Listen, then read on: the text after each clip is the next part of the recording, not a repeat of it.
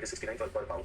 Calculate the पूरी exchange office rate आप after 3 तक months वॉक and ऊपर expected change चलेगी, in spot वॉक के rate. उधर Also से calculate आएगी inflation rate उनको differential लेके and या show फिर PPT आपको उधर codes. चलेगी, ठीक है, आप पहला वॉक चीज उठा आपको के क्या निकालना है, 3 महीना फॉरवर्ड का रेट निकालना 5 तारीख को है. है अपना ना एक्सचेंज वो रेट क्या है, जो भी है 3 महीना फॉरवर्ड का एक्सचेंज रेट. तो therefore T1 is equal to वो और T0 डैड को मना into कर दे, 1 डैड तो plus घर कहीं आने जाने inflation की rate लायक ही domestic नहीं country है, divided by 1 plus her inflation किसी है से foreign मना country. करके तो आज का रखना। रेट है 69 into 1 plus 3 महीने का अपना इन्फ्लेशन कितना है 5%. तो 5% अगर इन्फ्लेशन है 3 महीने का कितना होगा, तो यहाँ 0.05 into 3 by 12 अपॉन 1 प्लस वहाँ इन्फ्लेशन रेट कितना है 4% यूएसए में, तो 0.04 तो ये into 3 मेरा by वाला 12 का मिला है ना कैलकुलेट कार्ड, करोगे तो अल्टीमेटली दिस इज 69 into से क्या चीज 5 तारीख को 1.0125 उनको डीजे डिवाइडेड पार्टी है बाय ना। से 1.01 ऐसा हो जाएगा. हाँ 1.01 कैलकुलेट करोगे रेट आ जाएगा 69 into 1.0125 नहीं चलेगी, डिवाइडेड बाय 1.01, रेट आ गया मेरा 69.17. ये बात समझ आ गई क्या? 69.17 आ गया. हैडी नहीं चल रहा है, आ गया मेरे को बोल दिया मैंने। 69.17. इतना हमारा क्या चीज रेट आ गया 1708 और अब अपने को प्रूव करना है कि क्या चीज जैसे कल प्रूव किया था. सर रिकॉर्डिंग ऑन कर दिए रिकॉर्डिंग इज ऑन ऑलरेडी. चल यार फिर भी चेक कर लिया दिमाग. अच्छा तो अब ये बोल रहा है कि जितना एक्सचेंज रेट में डिफरेंस आया, difference in exchange is equal to exchange rate में जो डिफरेंस है दैट इज 69.1708 माइनस 69 अपॉन 69. तो ये 3 महीने में चेंज आया. तो मतलब आपको ये प्रूव करना है कि जितना एक्सचेंज रेट में डिफरेंस आया 0.1708 डिवाइडेड बाय 69 into 100, मतलब कि एक्सचेंज रेट में फर्क आया है 0.2475% का. तो इतना ही चेंज टाइम में भी हुआ है, इन्फ्लेशन में भी. तो चेंज इन इन्फ्लेशन में भी इतना ही चेंज हुआ है. इन्फ्लेशन में चेंज मतलब हमारे यहाँ चेंज कितना हुआ है, अपने यहाँ चेंज हुआ है 0.0125 माइनस 0.01 अपॉन 1.01 कर दो. 0.0125 माइनस 0.01 डिवाइडेड बाय 1.01. तो ये निकल आया सेम ही चीज इक्वल टू पॉइंट इंटू 100 तो हो जाएगा, तो इक्वल टू 0.2475. तो इतना ही चेंज होगा 0.25%. दिस इज यहाँ पे भी हमने ये चीज को कैसे मल्टीप्लाई किया 100 से, यहाँ भी ये चीज को हमने कैसे मल्टीप्लाई किया 100 मल्टीप्लाई बाय 100 पर परसेंटेज में कन्वर्ट कर लिया. तो अल्टीमेटली जितना डिफरेंस एक्सचेंज में आया है उतना ही डिफरेंस टाइम में इन्फ्लेशन है. और दूसरी शब्दों में जितना डिफरेंस इन्फ्लेशन में है उतना ही डिफरेंस अल्टीमेटली एक्सचेंज में पड़ेगा. तो 0.2475% का इम्पैक्ट टाइम में से एक्सचेंज में. ये बात सब लोगों को समझ में आ गई क्या? ये बात सभी लोगों को समझ में आई क्या? यस और नो? कल भी ऐसा ही एक प्रॉब्लम किया था हम लोगों ने. क्या ये क्लियर है सब लोगों को? Yes sir. ठीक है नेक्स्ट अगला क्वेश्चन देखो. चलो जल्दी से ये कंप्लीट करते हैं. नेक्स्ट आ जाओ. इंटरेस्ट रेट का रेट जैसा ही परचेसिंग पावर पैरिटी है वैसा ही इंटरेस्ट रेट का भी डिफरेंस का, जैसे इन्फ्लेशन का डिफरेंस किया वैसा ही डिफरेंस सबका भी ले सकते हैं. इंटरेस्ट रेट पैरिटी का भी इंपैक्ट ले सकते हैं. तो इंटरेस्ट रेट पैरिटी अगर कैलकुलेट करना है तो सेम ही चीज है कि आपका future value is equal to आज का exchange rate into 1 plus interest in domestic currency upon 1 plus interest in foreign currency. Inflation rate की जगह कौन सा रेट आ जाएगा से इंटरेस्ट रेट आएगा. फॉर्मूला होगा वही जैसा. तो यहाँ rate in home currency upon rate in foreign currency. तो उसी को क्या बोल देता है rate in home currency RD लिख देते. चलो ठीक है. Rate in domestic currency upon rate in foreign currency. तो ये फॉर्मूला लिख दो इंटरेस्ट रेट पैरिटी. जैसे परचेसिंग पावर पैरिटी इन्फ्लेशन की वजह से हुआ था, इंटरेस्ट रेट पैरिटी इंटरेस्ट के डिफरेंस की वजह से. इंडिया में क्या इंटरेस्ट रेट चल रहा है एंड फॉरेन कंट्री में क्या इंटरेस्ट रेट चल रहा है. तो इंडिया का इंटरेस्ट रेट अपॉन फॉरेन का इंटरेस्ट रेट इनटू आपका आज का एक्सचेंज रेट दैट इज आपका F1. तो यहाँ F1 क्या डिनोट कर रहा है, तो फॉरवर्ड प्रीमियम बोलो या से वो फॉरवर्ड प्राइस बोल लो. तो आज जैसे प्रॉब्लम देखते हैं. हाँ जी question number 19. Interest rate in Indian rupee and pound sterling is 8% per annum and 5% per annum. मतलब इंडिया में इंटरेस्ट रेट 8% है और कहाँ पर इंटरेस्ट रेट कहाँ पर से यूके में इंटरेस्ट रेट 5% है. The current exchange rate is 79. Estimate is 6 month forward. तो 6 मंथ फॉरवर्ड निकालना है. Again 3 question number 19. अगर मुझे 6 मंथ फॉरवर्ड निकालना है तो फॉरवर्ड ऑफ फर्स्ट पीरियड ये कहाँ का निकालना है 6 मंथ फॉरवर्ड निकाल रहा है इज इक्वल टू आज का स्पॉट रेट इनटू 1 प्लस क्या चीज rate in domestic country upon rate in foreign country या rate in home country divided by rate in foreign country. तो एक्सचेंज रेट अपने यहाँ क्या दे रखा है आज 69 नहीं 79 सॉरी रेट दिया हुआ है 79. अपने यहाँ एक्सचेंज रेट है 79 मल्टीप्लाइड बाय 6 महीने के फॉरवर्ड का रेट कितना 8% into 0.08 into 6 by 12 upon 1 plus point वहाँ पे क्या एक्सचेंज रेट है या वहाँ पे क्या इंटरेस्ट रेट है 0.05 into 6 by 12. सेम ही चीज करनी है जो इन्फ्लेशन में किया वही चीज इंटरेस्ट में भी कर. तो मतलब ये अल्टीमेटली यहाँ पर 79 into 1.04 अपॉन 1.025 अपॉन 1.025 कैलकुलेट करो बताओ कितना. तो 79 into 1.04 डिवाइडेड बाय 1.025 तो आ जाएगा 80.156 आपका फॉरवर्ड रेट आफ्टर 6 मंथ. 80.156 6 महीने के बाद का रेट 80.156 6 मंथ फॉरवर्ड. चलो क्वेश्चन नंबर 19. चिल्टू इजी है क्या? Yes sir very easy yes sir. चल 18 हो गया 19 हो गया. आओ चैप्टर निपटाते हैं फटाफट. 20th प्रॉब्लम क्या बोल रहा है. The interest rate in United state is 10%. Exam में भी सेम सम एक्सपेक्टेड है एमसीक्यू में. ये वाले सब एमसीक्यू वाले क्वेश्चन है सेम सम्स. तो एक्सपेक्टेड है टाइम में आएंगे एमसीक्यू में आएंगे ऐसा लगता है. आगे illustration 20. The interest rate in United state is 10%. In Japan it is 7%. ठीक है. The spot rate of yen is 0.0038 बराबर दैट इज दूसरी भाषा में 263.16 येन पर डॉलर.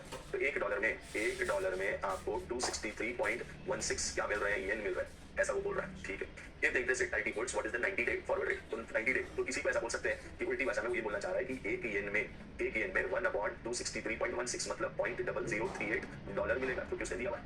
अब आपको बोल रहा है कि क्या आज का स्पॉट रेट दिया हुआ है, क्वेश्चन नंबर 20 आपको फॉरवर्ड रेट पूछ रखा है, तो आज का rate exchange rate today into 1 plus rate in domestic country या rate in home country divided by 1 plus rate in foreign country। तो आज का रेट है 0.0038 into 90 डेज का पूछा है, तो 1 प्लस अब यहाँ पे कितनी 8% और एक्सचेंज रेट डिफरेंस 10 और 7, ओके। तो 0.10 into 90 upon 360 whole thing divided by 1 plus 0.07 into 90 days upon 360 days, ऐसा कर देंगे, कैलकुलेट कर दोगे 0.0038 into 0.10 into 90 डिवाइडेड बाय 360, ये आ रहा है 1.025 divided by 0.07 into 90 divided by 360 1.0175, ठीक है। तो 0.0038 into 1.025 divided by 1.0175 equal to, तो आपका रेट आ गया 0.003828 0.003828। और अगर इसी को कन्वर्ट करना है टाइम में उल्टा, तो 1 divided by 0.003828 is equal to, तो therefore $1 is equal to 261.23, ये मैंने डिवाइड कर दी 1 divided by 0.003828, मतलब ये अब येन में बात करेंगे 261.23 येन, तो 261.23 है, या फिर यहाँ पे $0.003828। तो ये वाला इनडायरेक्ट कोड, ये क्या आ गया, इनडायरेक्ट कोड है, ये इनडायरेक्ट कोड येन में कोड है, एक येन में इतने डॉलर मिलेंगे, और ये कोड आपका आप जानते हैं ये कोड कौन सा कोड है, डायरेक्ट कोड है, this is direct code, direct code है। तो इनडायरेक्ट या डायरेक्ट कोड इस तरीके से हम लोग बता सकते हैं। अब डायरेक्ट कोड पूछा नहीं था, बट मैंने निकाल दिया, ठीक है। Question number 20 done. तो 0.003828 90 days forward right, 90 days forward right. चलो direct as well as indirect दोनों कोड बता दिया हमने। क्या ये बात सबको समझ आ गई? सर इसमें नहीं समझने जैसा था ही क्या सर? कल इन्फ्लेशन से कर रहे थे, आज इंटरेस्ट रेट से कर रहे हैं, फर्क क्या है दोनों? क्या अगला चीज नेक्स्ट आओ, क्वेश्चन नंबर 21 देखो, क्वेश्चन नंबर 21 देखो, ये लिख चुके ना, क्वेश्चन नंबर 20 लिख चुके ना सर। एग्जाम में फिर कैसे समाएंगे? तो एग्जाम में कैसे समाएंगे अभी आएंगे, तेरे को फॉरेन एक्सचेंज रिस्क मैनेजमेंट अभी आएगा, अगला टॉपिक जो चैप्टर पढ़ेंगे उसमें से बहुत सारे समाएंगे, अगला चैप्टर जो अपन करेंगे उसमें बहुत सारे समा सकते हैं, वैसे वाले टाइप। आ जाओ क्वेश्चन नंबर कौन सा, 21, question number 21। Exchange rate between rupee and Swiss franc is 33 पर स्विस फ्रैंक। तो एक स्विस फ्रैंक में कितने 33 रुपीज, या एक स्विस फ्रैंक के लिए 33 रुपीज लग रहे हैं, आज ये रेट है। तो अगेन डायरेक्ट कोड है, इंडियन रुपी में डायरेक्ट कोड है। At the reference period and forward rate is found to be 33.40। अब उल्टा दे दिया, अब आपको क्या पता है फॉरवर्ड रेट पता है, after 9 month interest rate on rupees 8%, what should be the corresponding interest rate in Swiss franc? 32 formula put करना और कुछ भी नहीं है। क्वेश्चन नंबर 21 उल्टा दे दिया, लेकिन हमारा फार्मूला है forward rate is equal to आज का exchange rate into 1 plus rate in home currency upon 1 plus rate in से क्या चीज फॉरेन करेंसी। अब फॉरवर्ड रेट दे दिया आपको 33 पॉइंट कितना 40, 33.40। आज का रेट बोल रखा है कितना 33, और 9 महीने का आपका इंडिया का रेट दे रखा है 8%, ठीक है। यहाँ 33 इंटू 1 प्लस 8% इंडिया में इंटू 9/12 अपॉन 1 प्लस जो भी रिस्क फ्री रेट इंटू 9/12, ऐसा ही होगा, ऐसा ही होगा। यस सर, बराबर है सर। तो ऐसा बोला जा सकता है कि हम लोग ये 33 से डिवाइड कर देते हैं, ठीक है, या चलो पूरा कैलकुलेट करके डिवाइड करते हैं, कोई बात नहीं। यहाँ 33.40 इंटू क्या आ जाएगा 1 plus return RF into 9/12 is equal to इधर 0.08 इंटू 9 डिवाइडेड बाई 12 मतलब 6% इंटू 33 इंटू 1.06, तो मतलब 34.98, ये आ गया। ये ऊपर का सॉल्व कर दिया मैंने, पूरे न्यूमरेटर ये सॉल्व कर दिया, 34.98 आ गया। तो फिर देयरफॉर अपन ऐसा बोल सकते हैं कि 1 plus RF into 9/12 is equal to 34.98 upon 33.40, ये डिनोमिनेटर में चला जाएगा।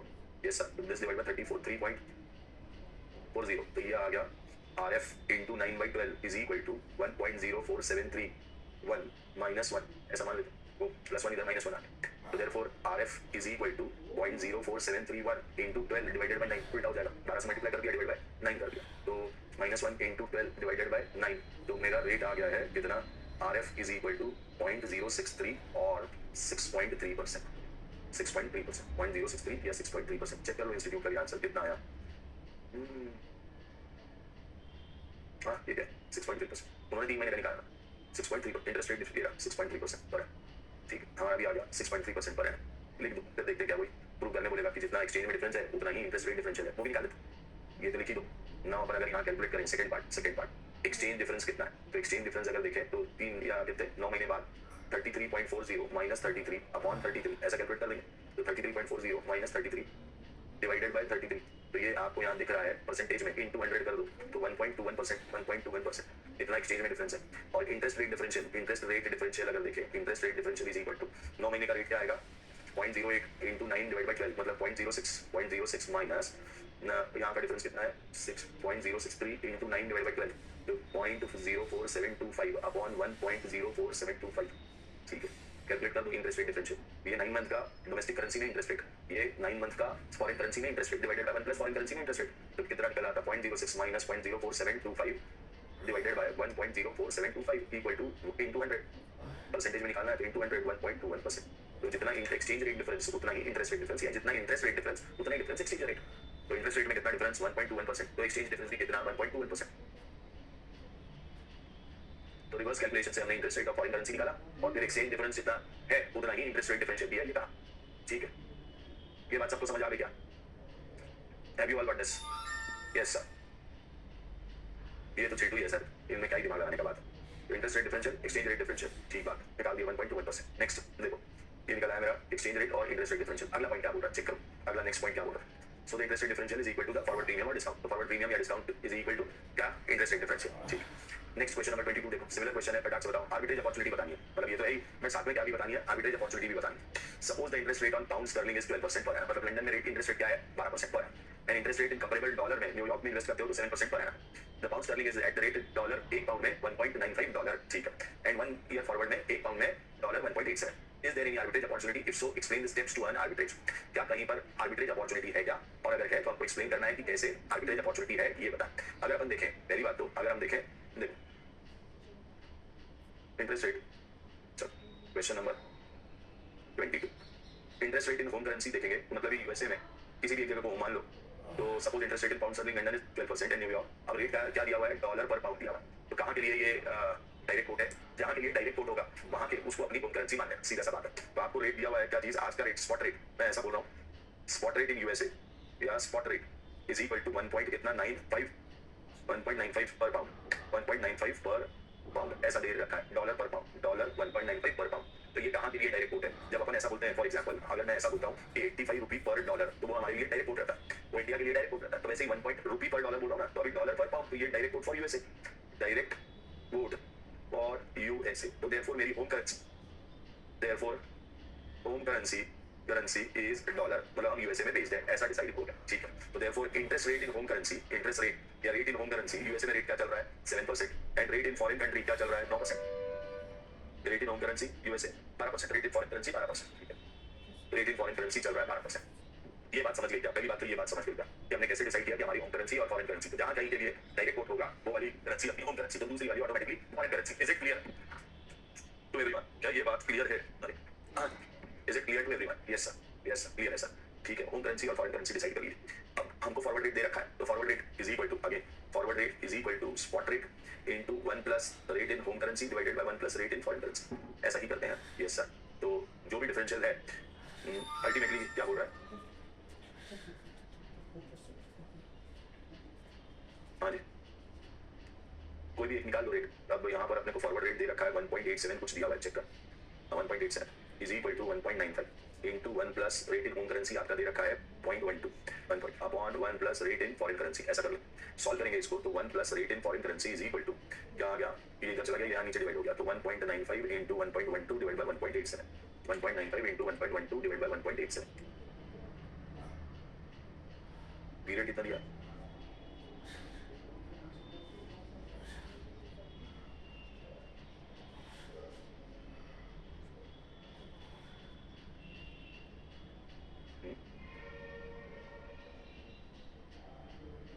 उल्टा क्यों किया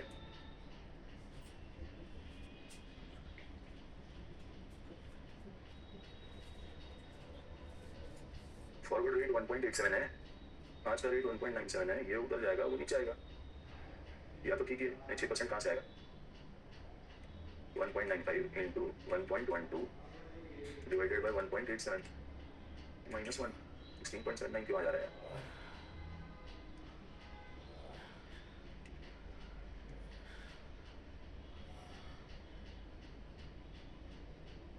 अच्छा होम इंटरेस्ट कुछ अलग परसेंट है क्या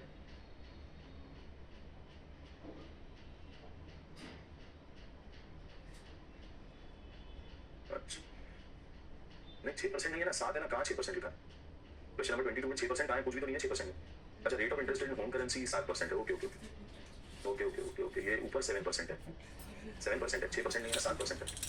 1.07, अच्छा कर दिया 1.07, अब निकाल 1.95 इंटू 1.07 डिवाइडेड बाय 1.87, हाँ तो ये आ रहा है 1 प्लस इज इक्वल टू 1.1158 समझ लीजिए, ठीक 1.1158, therefore RF is equal to -1 तो 11.58%, 11.58 या 5775 आगे भी जा सकते हैं थोड़ा, 5775 तो मतलब ये -1 हो जाएगा तो 11.5775%, और जबकि RF कितना है, RF इज इक्वल टू 12%, तो there is difference between actual rate that is 12% and theoretical rate therefore arbitrage opportunity exist, ठीक।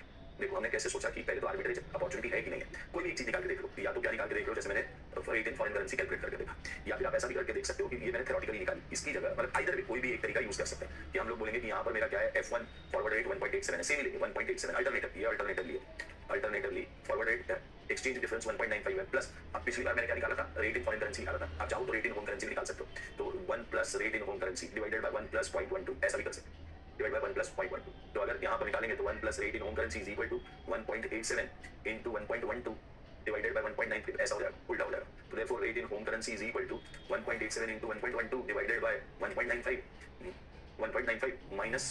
माइनस 1 तो मेरा रेट आ जाएगा 0.07405 दैट इज, अगर बात करें तो 41 दैट इज 7.41%, जबकि हमारे होम करेंसी में रेट क्या है 7%, तो भाई अगर मेरे को थ्योरेटिकली 7.41% मिल रहा है और मुझे एक्चुअली 7% ही इंटरेस्ट रेट देना पड़ रहा है, तो there opportunity exist, arbitrage opportunity exist, तो देयरफॉर यहाँ पे भी बोल सकते हैं डिफरेंस बिटवीन एक्चुअल रेट जो कि कितना है 7% and theoretical rate that is 7.41%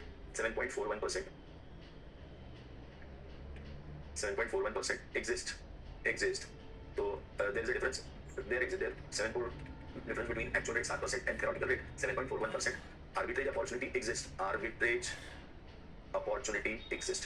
अच्छा अब आर्बिट्रेज अपॉर्चुनिटी मतलब क्या, तुम 7% पे क्या ले लो, इन अदर वर्ड्स ये बोलना चाह रहे हैं कि देखो एक्सचेंज में जो डिफरेंस है वो 7.41% है और इंटरेस्ट रेट क्या पड़ रहा है 7%, तो तुम 0.41% क्या कर सकते हो, एक्स्ट्रा कमा सकते हो, तो देयरफॉर स्टेप्स इन आर्बिट्रेज। पहली बात तो ये समझ में आया क्या, मैंने अभी तक इस क्वेश्चन में दो चीजें बताई, एक चीज बताई कि भाई हमारी होम करेंसी कौन सी है, तो जिस किसी चीज में हमारा डायरेक्ट कोट है वो हमारी होम करेंसी, तो डायरेक्ट कोट डॉलर में है तो हमारी होम करेंसी डॉलर है।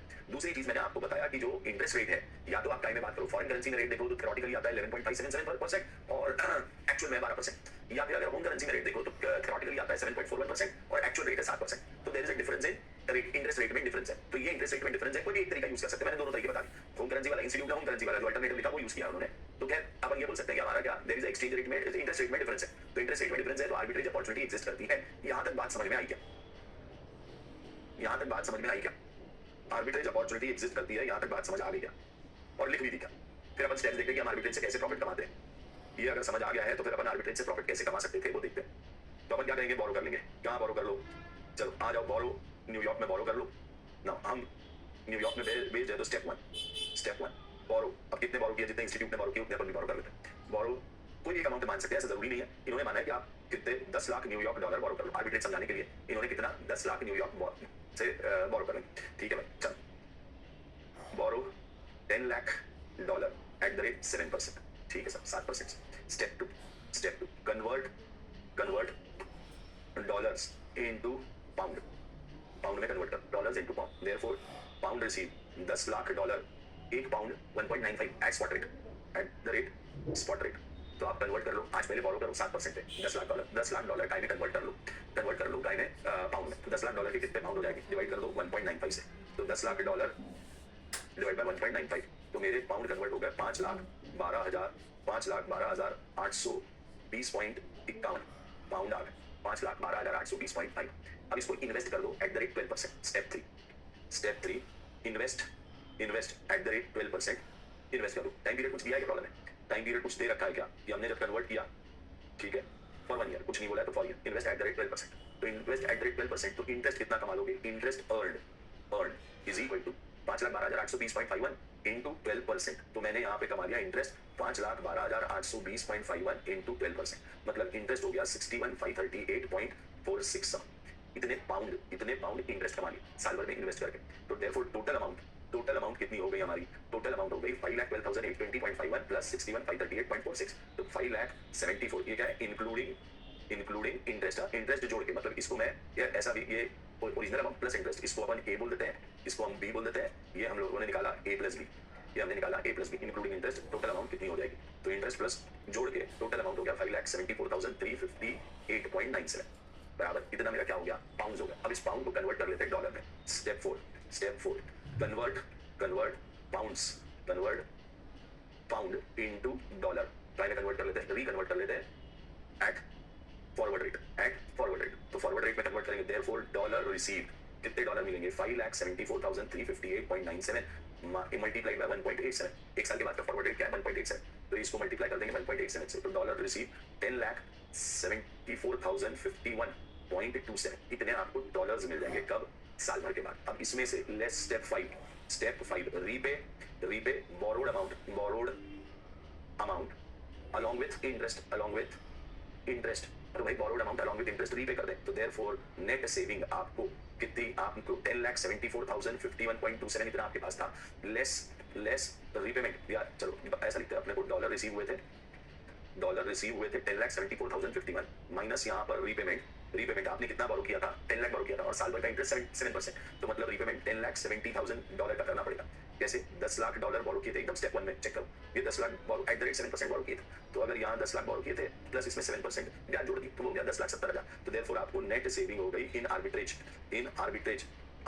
इज इक्वल टू कितनी, 4,051.27, एक तरीके से 0.41%, जो हमको अल्टीमेटली 4,051.27 डिवाइड बाय 10 लाख, तो मैं अगर 4,051.27 डिवाइड बाय 10 लाख करूं, 10 लाख करूं, तो मुझे इनटू 100 करूं, तो मतलब 0.4051 या 41%, तो देयरफॉर इसको एक सिंगल पॉइंट पे भी निकाल सकते थे हम लोग, इसको कैसे निकाल सकते थे, ऐसे भी, और मनोज सर का अल्टरनेटिव बताइए, पूरा आर्बिट्रेज पूरी जितनी भी स्टेप 5 बताई उसका एक पॉइंट में निकाल सकते थे, कैसे निकाल सकते थे, तो हम ये बोल सकते थे कि हमको नेट सेविंग क्या होगी, हमने 10 लाख डॉलर बोरो किए मल्टीप्लाइड बाय 7.41% एक्सचेंज में मिलेगा, देना पड़ेगा 7%, मतलब ये 10 लाख पे 0.41% इज इक्वल टू 4,100, ये 4,051 आ रहा है, यहाँ 4,100 राउंड ऑफ में, क्योंकि ये 7.41 कहाँ से लाया, ये 7.41 ये देख ले, या यहाँ पे अगर पूरा डिजिट लेता हूँ तो ये आएगा 7,405, तो आपका एग्जैक्ट में निकल सकता है, क्योंकि हमने उसको राउंड ऑफ किया था, तो 7.405%, दिस इज इक्वल टू, तो आप ऐसा भी कर सकते हैं कि 7.405% माइनस 7%, तो हमारी होम करेंसी का रेट एक्सचेंज डिफरेंस के कारण 7.4, थ्योरेटिकल रेट 7.405%, एक्चुअल रेट 7%, तो मैं 0.405% मिलेगा मेरे को, तो 0.405% अगर मेरी अर्निंग होगी, तो ये हो गए मेरे कितने, 4,050 रुपए, अब 51 आ रहा है, ये 50 आ रहा है, क्या ही फर्क है, तो ये एक स्टेप में निकाल सकते हैं कि आपको आर्बिट्रेज में कितना प्रॉफिट है, ये अल्टरनेटिव मेथड है। क्या सबको बात समझ में आई, क्या अल्टरनेटिवली कैसे सोचना है, ये बात सभी लोगों को समझ में आई क्या, कि एक बार फिर से बोलूं, चिराग ने कहा समझ गया सर, बट बाकी लोग लिख रहे हैं तो जवाब देंगे, got it sir, yes sir, देख लो एक बार फिर भी मेरे मन में ये एक बार बोल दूं तो बोल देता हूं, ऐसा था, कुल मिला के बात ऐसी थी कि हमारा पहला पॉइंट हमको दे रखा था डायरेक्ट रिपोर्ट इन यूएसए, तो फिर हमारी होम करेंसी यूएसए हो गई 7% और फॉरेन करेंसी यूके वाली हो गई 12%। हमने दो तरीके से यहाँ पर देखा कि क्या एक्सचेंज डिफरेंस है क्या, तो एक्सचेंज डिफरेंस बोलने का मतलब ये है कि थ्योरेटिकल रेट में और एक्चुअल रेट में डिफरेंस है क्या, तो हमने थ्योरेटिकल रेट निकाला, फॉरेन करेंसी का रेट निकाला तो 11.5775% आ रहा था, और फॉरेन करेंसी का एक्चुअल रेट 12%, अगर डिफरेंस तो है। और वैसे ही अगर मैं काई में भी बात करूं, अगर मैं होम करेंसी में भी बात करूं, तो होम करेंसी में भी अगर मैं थ्योरेटिकल रेट निकाल रहा था तो 7.41% या 7.405% आ रहा था, और एक्चुअल रेट 7% है, तो मतलब आर्बिट्रेज अपॉर्चुनिटी एग्जिस्ट करती है। तो अगर आप यूएसए में है तो यूएसए में बोरो कर लेंगे 7%, ठीक है, उसको कन्वर्ट कर देंगे काई में पाउंड में कन्वर्ट कर लिए और इन्वेस्ट कर देंगे 12% पे, तो हमारी होम करेंसी में हमने बोरो कर लिया, इन्वेस्ट कर दिया फॉरेन करेंसी में, और क्या निकाल लिया, फिर इंटरेस्ट जोड़ के मुझे साल भर के बाद कितने पाउंड रिसीव होंगे, 5,74,358.97 पाउंड रिसीव हो। अब इन पाउंड को कन्वर्ट कर लूं, ये क्या है मेरा पाउंड है ना, दीज आर पाउंड, ठीक है, तो पाउंड को फिर मैंने काई में कन्वर्ट कर दिया, डॉलर में कन्वर्ट कर लिया, और डॉलर में कन्वर्ट करके जो डॉलर में बोरोइंग किया था उसका विद इंटरेस्ट पेमेंट कर दिया, तो मेरे को नेट कितना सेव हो रहा है 4,051.27। इसी चीज को हम अल्टरनेटिवली ऐसे निकाल सकते थे कि 10 लाख डॉलर इनटू 7.405% माइनस 7%, तो वो आ जाता हमारा कितना 4050, सेम अमाउंट के आसपास आ रहा है, तो अल्टरनेटिवली इतनी सेविंग है आर्बिट्रेज, बात समझ में आ गई है आई सपोज सबको।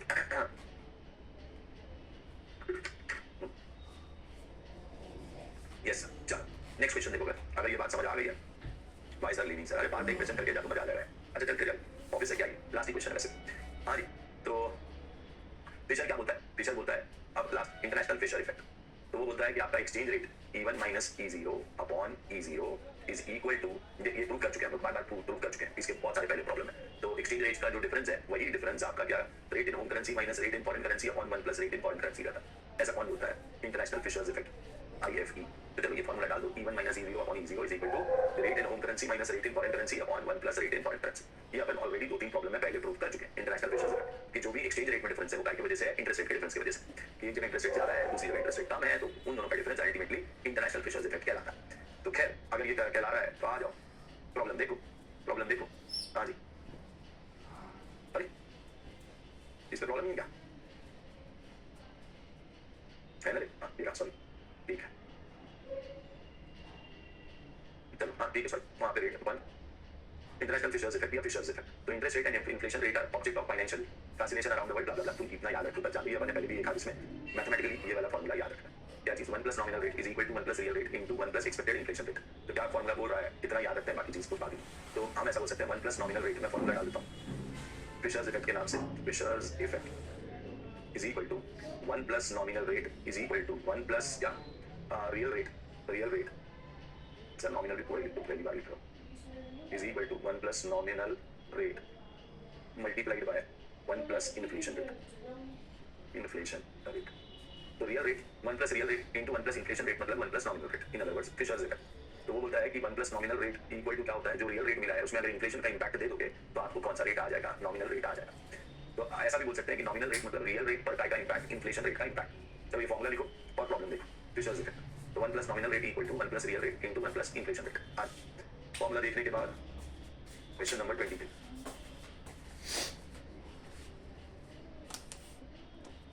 ये रहा ना। Assume that the real interest rate is 5.5% and the inflation rate changes from 2.5% to 3.5%. How will the nominal interest rate change? तो अपने को दो रेट निकालने पड़ेंगे, एक नॉमिनल रेट जब 2.5% इन्फ्लेशन था और एक नॉमिनल रेट जब 3.5% इन्फ्लेशन था। तो अपन ऐसा बोल सकते हैं, ध्यान इसी फॉर्मूले को यूज करें।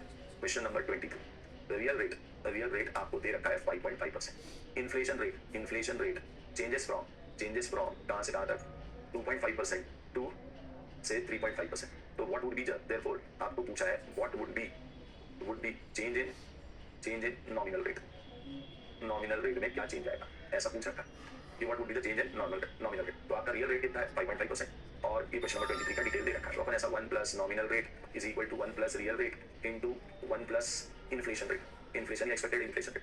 तो 1 plus nominal rate is equal to 1 plus 0.055 into 1 plus क्या 0.025 पहला वाला। तो मतलब ये 1 plus nominal rate is equal to 1.055 into 1.025, तो 1.081375 ऐसा आ रहा है।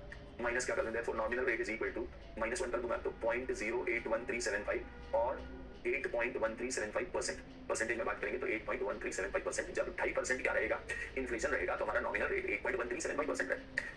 एंड ये तो हो गया, ये तो आ गया कब का, जब इन्फ्लेशन रेट 2.5% रहेगा, फर्स्ट पार्ट।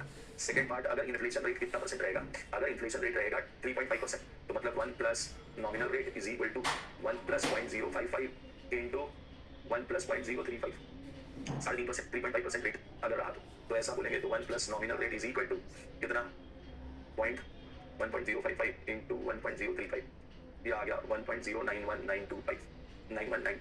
हाँ जी, तो मतलब nominal rate is equal to 9.1925%। तो क्या मैं ऐसा बोल सकता हूँ 1% इन्फ्लेशन में चेंज के कारण मेरा नॉमिनल रेट इतना चेंज हो गया। तो ये 9.1925 माइनस 8.1375, तो मेरा 1.055 टाइम्स क्या आया है, चेंज आया है, बराबर 1% इन्फ्लेशन पे कितना से 9.9125 इतना चेंज आया है। तो इन अदर वर्ड्स देखो यहाँ पे रेट देखो, नॉमिनल रेट इतने आए थे क्या, यस सर। तो अल्टीमेटली 8.1% से 9.2% पे चेंज हो जाता है। तो वही, तो therefore say nominal rate changes from 8.1375% to 9.1925%. Nominal rate changes from 8.1375% to 9.1925%. अच्छा, अगर देखोगे तो इस रेट को अल्टीमेटली इस रेट को मल्टीप्लाई करोगे 1.055 से तो वो रेट आ जाएगा। मतलब अल्टीमेटली जो रियल रेट का क्या परसेंटेज है उतना ही इंपैक्ट आया है। चेक करो 8.1375 इंटू 1.055 कर दोगे तो आपका से 8.1375 मल्टीप्लाइड बाय 1.055 मल्टीप्लाइड बाय 1.01 नहीं कुछ गड़बड़ है। अच्छा छोड़, उससे पूछा नहीं, छोटा काट दिमाग लगा। हाँ, तो हमारा अल्टीमेटली कितना चेंज आया है, तो अगर चेंज आया है तो 8.1375% से 9.1925% चेंज आया। ये कंसेप्ट समझा क्या, ये कंसेप्ट समझा क्या सबको?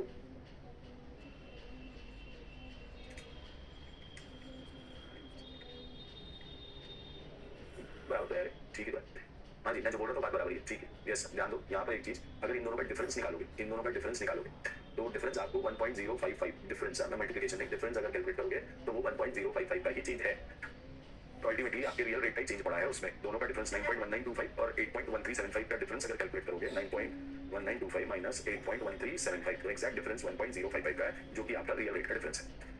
तो anyway what I mean to say is, अगर अपने क्या, तो मैं ऐसा बोल सकता हूँ क्या कि अगर डिफरेंस उसी का है तो क्या अपन ऐसा बोल सकते हैं कि नॉमिनल रेट में चेंज, नॉमिनल रेट में चेंज, आज का नॉमिनल रेट फॉर्मूला लिखना नहीं, मैं सिर्फ समझाने के लिए बोल रहा हूँ, प्लस इसमें 1 प्लस रियल रेट कर दूंगा तो ये मेरा नॉमिनल रेट में चेंज आ जाएगा। तो nominal rate after one period 1 is equal to nominal rate of 0th period plus 1 plus real rate, तो क्या आ जाएगा से आपका नॉमिनल देख लो, 9 पॉइंट, ये लिखना नहीं, सिर्फ समझाने के लिए 1925 इज इक्वल टू आज का रेट 8.1375 प्लस 1.055, इतना ऐड कर दिया मैंने तो 9.9125 आ रहा था। यस सर, खैर ये तो आगे की बात है, कुछ क्वेश्चंस में आगे आएगा तब और डिटेल में बात कर लेंगे इस चीज पे, मैं आगे की पॉइंट समझा दिया हूँ, बट अभी के लिए क्या ये पॉइंट क्लियर है सब लोगों को? Is it clear to everyone? Yes sir, तो एक बार फिर से कि अगर हमको नॉमिनल रेट और रियल रेट मतलब क्या, देखो मार्केट में अगर आपको 100 रुपए मिलते हैं रियल में, तो देखो ऐसा समझ सकते हो उसको, नॉमिनल और रियल रेट का मतलब क्या, ठीक है, फॉर्मूला तो ठीक बात है, जो भी है व्हाटएवर। अगर एक person is earning 100 rupees real, ये एक्चुअल है, रियल में वो 100 रुपए कमा रहा है, बट उसके नॉमिनल मतलब ऐसा बोल सकते हैं कि, या ऐसा चलो अपन ऐसा कर लेते हैं, उल्टा कर लेते हैं कि मान लो किसी एक बंदे को कितने मिले हैं, 105 रुपए मिले हैं, और मार्केट में inflation, this is actual receipt, actual 105 रुपए कमाए हैं, और मान के चलते हैं कि भाई हमारे यहाँ इन्फ्लेशन का रेट 5% है, 5%, तो दैट मीन्स कि भाई उसको रियल में कितने पैसे मिले, एक्चुअल में 105 मिले, लेकिन हमारे यहाँ क्या भी इन्फ्लेशन रेट भी 5% है, मतलब पिछले साल वो अगर 1 रुपए कमाया होता तो इस साल उसको 1.05 मिलेगा, तो 1.05 से डिवाइड करूंगा तो रियल में 100 रुपए। तो आज अगर आप 105 कमाते हैं और पिछले साल अगर आप 100 रुपए कमाते थे, दोनों सेम बात है, क्योंकि लास्ट ईयर का 100 रुपीज आज के 105 के बराबर है, क्योंकि इन्फ्लेशन रेट 5% है। तो ये तो हो गया मेरा नॉमिनल जो मुझे मिला 105, और वो 105 की कीमत कितनी है, 100 रुपए है। 105 रुपए में मैं उतना ही खरीद पाऊंगा जितना साल भर पहले मैं 100 रुपए में खरीद सकता था। अगर एक कैलकुलेटर साल भर पहले 100 रुपए में मिलता था, तो सेम चीज आज खरीदने के लिए 105 लगेंगे, या फिर अगर आज मुझे 105 रुपए मिले हैं तो वो रियल टर्म्स में 100 रुपए के बराबर है। This is nominal and real का से एक्सप्लेनेशन, लॉजिक क्या है, तो ये इसका एक्सप्लेनेशन। अब अपन बोलते हैं कि फिशर बोलता है कि काय पे नॉमिनल रेट मतलब उसी लॉजिक से अगर मैं जाऊं, मैं उसी लॉजिक से जो अभी मैंने आपको नीचे समझाया, तो मुझे रियल में कितने मिले 100 रुपए, इस पे मैं 1.05 करूं तो मेरा नॉमिनल रेट क्या आ जाएगा 105, जो मैंने बोला कि मेरे को रियल में 100 रुपए मिले, उसको इन 1 प्लस इन्फ्लेशन रेट से मल्टीप्लाई कर दूं तो अल्टीमेटली क्या आ जाएगा, मेरा 1 प्लस नॉमिनल रेट आ जाएगा 105 आ जाएगा। तो हमने फॉर्मूला लिख दिया 1 plus nominal rate is equal to 1 plus real rate into 1 plus inflation rate. अब रियल रेट 5.5 दिया था, इन्फ्लेशन का चेंज 2.5% से 3.5, तो जब 2.5% था तो तब आपका नॉमिनल रेट 8.135% रहा होगा। जब आपका क्या है से इन्फ्लेशन 3.5% था तो तब आपका नॉमिनल रेट 9.1925% रहा होगा। तो कितना चेंज आया, 8.135% से 9.1925% चेंज आया। With this we complete your छिट्टू सा चैप्टर फॉरेक्स, ये एक पार्ट है, forex part 1 completed, forex part 1 completed. आओ इसकी फट से क्या बना देते हैं, समरी बना देते हैं, कुछ अच्छे क्वेश्चंस थे या नहीं थे देखते हैं, बट इसकी एक समरी बना देते हैं। आ जाओ, यहां तक समझ आया क्या, सबको समझ आ गया ना, ये इसका एप्लीकेशन, इस पर्टिकुलर चैप्टर का एप्लीकेशन अगले चैप्टर में रहेगा, ये सबको समझ आ गया ना। Hello everyone, everybody got this? Yes sir, चल अगर समझ आ गया है आ जाओ, काय में बात करते हैं, समरी बनाते हैं, क्या क्या निकाले थे वो देख लो, पर समरी बनाते चले जाओ। हेडिंग डालो, चलो कंसेप्ट, हेडिंग डालो कंसेप्ट,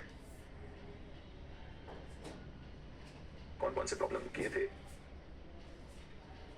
6 तक तो पहुंच गया। कंसेप्ट, रिमार्क, क्वेश्चंस, 3 हेडिंग डालेंगे। 10.10 से पहला क्वेश्चन था, हाँ पहले क्या निकालना था इसमें, तो क्रॉस रेट निकालना था और कुछ नहीं करना, ठीक है। तो पहले क्वेश्चन डालो समरी में, आपने ऐसे लिखा कंसेप्ट और क्या चीज,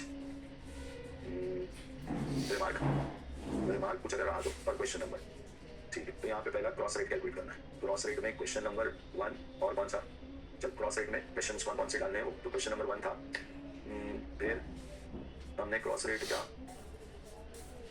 हाँ क्रॉस रेट में क्वेश्चन नंबर 1, फिर आर्बिट्रेज, फिर अगली चीज आर्बिट्रेज में क्वेश्चन नंबर 2, और अभी आर्बिट्रेज का किया ना 21 नंबर किया, 22 नंबर 22 और क्या है 2, 3, 22, इतने 3 क्वेश्चन आर्बिट्रेज में डालो, 2, 3, 22 आर्बिट्रेज में 3 क्वेश्चन, या फिर 2, 4, 22, चलो डिसाइड कर लिया मैंने। कहाँ बना रहा था, आर्बिट्रेज, सेकेंड आर्बिट्रेज, तो इसमें क्वेश्चन नंबर 2, क्वेश्चन नंबर 4 और क्वेश्चन नंबर 22, आर्बिट्रेज अपॉर्चुनिटी, ठीक है। नेक्स्ट आर्बिट्रेज के बाद अगली चीज क्या देखी हमने, क्वेश्चन नंबर 4 के बाद 5 में भी आर्बिट्रेज अपॉर्चुनिटी थी, फॉरवर्ड मार्केट में फॉरवर्ड रेट निकालना है, तो आपको forward premium and discount, question number 6 forward premium और डिस्काउंट, तो क्वेश्चन नंबर 6 एंड 7 फॉरवर्ड में प्रीमियम एंड डिस्काउंट अगर कैलकुलेट करना है 6 एंड 7 कहाँ लिख रहे थे यार, ये समरी बनाने को है ना जगह बहुत कम, कहाँ तो लिखा था यार। तो थर्ड, हाँ जी, क्या चीज़, फॉरवर्ड प्रीमियम एंड डिस्काउंट। तो question number 6, question number 7, premium discount 6 और 7 में। फिर चौथा चीज़ फ्यूचर्स एंड ऑप्शन, या फॉरवर्ड के बाद ये डिस्काउंट आ गया, नेक्स्ट क्या था, शायद वाईटी मोटी वाले प्रॉब्लम कुछ किए थे, मुझे याद आ रहा है। 6-7 के बाद फॉरेन करेंसी डेरिवेटिव्स में जोड़ दो मार्किंग टू मार्केट, ठीक है, मार्किंग टू मार्केट का ये क्वेश्चन जरूर डालना है, question number 8 marking to market में।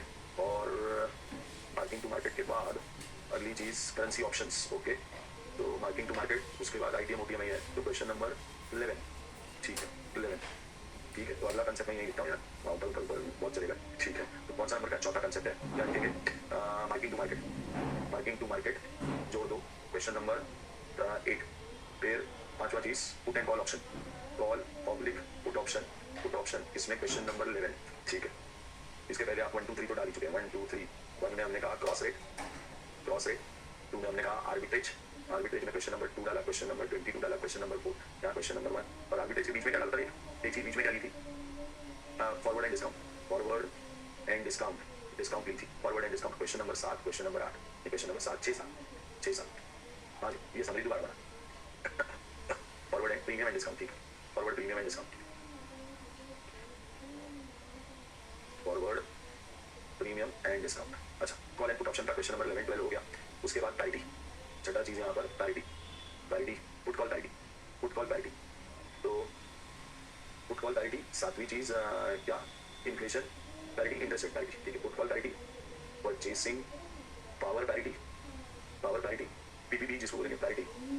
उसके बाद हमने डाला परचेसिंग पावर पैरिटी के बाद इंटरेस्ट रेट पैरिटी, चल। और फिर फिशर्स इफेक्ट, 8 9 फिशर्स इफेक्ट, इतना मुझे डालना है, ठीक। फिशर्स इफेक्ट में तो अपन क्वेश्चन नंबर 23 डाल दें, interest rate parity with arbitrage question number 22 हो गया, क्वेश्चन नंबर 21 डाल दें। परचेसिंग पावर पैरिटी में कल किया था 18 और 19 डाल दें, 18 19 परचेसिंग पावर पैरिटी में से इंटरेस्ट रेट पैरिटी में इस फिशर्स इफेक्ट में 23। अब बच जाता है पुट कॉल पैरिटी वाले क्वेश्चन, तो उसमें से एक दो बीच में के क्वेश्चन और डाल। पुट कॉल पैरिटी में कौन कौन से क्वेश्चन थे, 12 किया था। अच्छा, बीच में एक स्वैप वाला भी फंडा था, स्वैप वाला क्वेश्चन था, क्वेश्चन नंबर 13, ये तो डालना ही पड़ेगा, स्वैप के 2-3 क्वेश्चन किए थे, 13 14 वो वाले क्वेश्चन स्वैप पे जरूर डालने, वो तो इंपॉर्टेंट क्वेश्चन है। फिर पैरिटी में, पुट कॉल पैरिटी में हमने 16 17, ठीक है। तो इंटरेस्ट रेट इन्फ्लेशन पैरिटी आ गया, ठीक है। एक बीच में स्वैप वाला फंडा रह गया था, तो उसको पॉइंट नंबर 10 कर देता हूँ, कोई प्रॉब्लम नहीं है, पॉइंट नीचे लिख देता हूँ, ऊपर रह गया एक स्वैप। तो पुट कॉल पैरिटी या पीपीपी मॉडल पे ही था यार, ठीक है। तो एक काम करते हैं, इसको कर देते हैं क्वेश्चन नंबर 17 यहाँ पुट कॉल पैरिटी या पीपीपी, और ये बीच में 6 नंबर पे कर देते हैं स्वैप क्वेश्चन नंबर 13 14 या 14 15 जो भी, swap question number 13, question number 14, swap पे 13 14 एक बार देख लो, 12 तो इसमें, हाँ स्वैप पे 13 14 डालने हैं, बराबर डालना, सब चीज बराबर है, हो गया। तो इतनी समरी काफी है जो अगर आप करें। तो क्रॉस रेट वाला प्रॉब्लम क्वेश्चन नंबर 1, आर्बिट्रेज पे क्वेश्चन नंबर 2 22 और question number 4, forward premium discount पे 6 और 7, मार्किंग टू मार्केट पे 8, कॉल पुट सारे ऑप्शन में 11, वो इन टाइम वो बहुत चिल्टू थे, तो उसके प्रॉब्लम ज्यादा लिए नहीं, मतलब वो 9 10 11 12 वो सब बहुत ही चिल्टू थे। आपके लिए आईटीएम एटीएम ओटीएम वाले थे वो, तो पिछले चैप्टर में बहुत किए, तो कॉल पुट ऑप्शन में एक ही डाला, स्वैप जरूर करना है। इस प्रॉब्लम इस पूरे चैप्टर में अगर कुछ थोड़ी सी डिफिकल्ट चीज है तो वो स्वैप है, इसको मार्क करके रखो कि ये इंपॉर्टेंट है, इसको जरूर देखना, इन दो क्वेश्चन को जरूर देखना है। इस चैप्टर में अगर कुछ है तो डीप ने फिक्स रेट पे लिया, ने फ्लोटिंग रेट पे लिया, एक दूसरे को कैसे पेमेंट कर रहे हैं एंड एक दूसरे से कैसे शेयर कर रहे हैं, क्वेश्चन नंबर 13 14 में किया। फिर परचेसिंग पावर पैरिटी मतलब वो inflation rate, interest rate parity, rate का डिफरेंस, फिशर्स इफेक्ट पैरिटी, इतना आपको। तो 1 2 3 4 5 6 7 8 9 10 11 12 13 14 15 आउट ऑफ 23 15 प्रॉब्लम्स भी देख लिए, तो काफी है। समरी ऑफ फॉरेक्स, किसी को कोई डाउट है, कोई क्वेश्चन छूटा नहीं है मेरे हिसाब से, बट अगर किसी को कोई इशू है तो पूछ ले, नहीं तो आज ये चैप्टर और आज की क्लास यहाँ बंद करते हैं, कल से नया टॉपिक नया चैप्टर चालू करें। जल्दी बताओ, किसी को कोई दिक्कत परेशानी चिंता डिफिकल्टी दुविधा प्रॉब्लम है क्या? आज टाइम है इसलिए पूछ ले रहा हूँ कि किसी को कोई इशू है तो पूछ ले। सीएमए काव्या, सीएमए खुशबू, सीएमए देवदत्त, सीएमए चिराग, कोई इशू है क्या सर? अभी तो हम समरी लिखते हैं सर, लिख लो